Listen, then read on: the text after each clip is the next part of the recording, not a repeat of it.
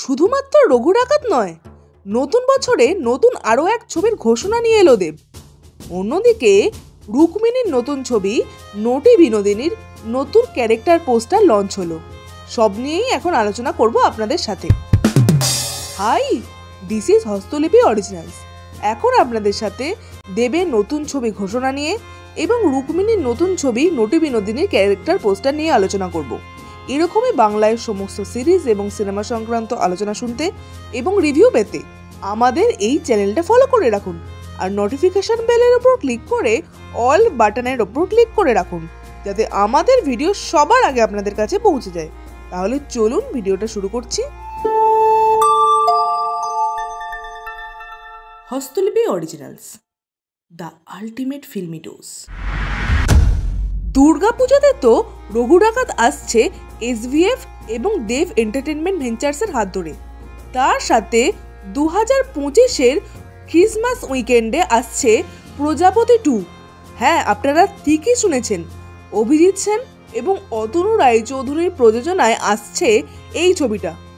2022-এর সেই cult classic ছবি প্রজাপতির সিকুয়াল হতে চলেছে এইটা। তবে গল্প যেখানে প্রজাপতি শেষ হয়েছিল তারপর থেকেই শুরু হবে নাকি নতুন গল্প দেখানো হবে সেই সম্বন্ধে কিছু বলা হয়নি। দেব টুইটারে পোস্ট করেছে এই সম্বন্ধে। তবে 2025-এ রঘু ডাকাত আর প্রজাপতি 2 নিয়ে আপনারা কতটা এক্সাইটেড অবশ্যই কমেন্টে লিখে জানাবেন কিন্তু।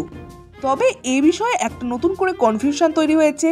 এতদিন ধরে দেব, অভিজিৎ সেন এবং অতনু রায়চৌধুরীর নতুন ছবির নাম শোনা যাচ্ছিল প্রতীক্ষা।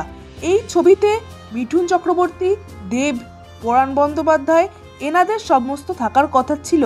তবে এই ছবিটাই কি নাম চেঞ্জ হয়ে প্রজাপতি 2 হলো নাকি প্রতীক্ষা অন্য ছবি, সেটা এখনো পর্যন্ত কিছু জানা যায়নি। এরপর দেব এন্টারটেনমেন্ট ভেঞ্চার্সের প্রযোজনায় রুক্মিণী মৈত্রর নতুন ছবি নটি বিনোদিনীর প্রথম ক্যারেক্টার পোস্টার নিয়ে আলোচনা করব। 2025-এর 1 জানুয়ারি কল্পতরু উৎসবের ওপর নির্ভর করে এই ক্যারেক্টার পোস্টারটা আনা হয়েছে। প্রথম ক্যারেক্টার পোস্টার আনা হয়েছে শ্রী রামকৃষ্ণ পরমহংস দেবের।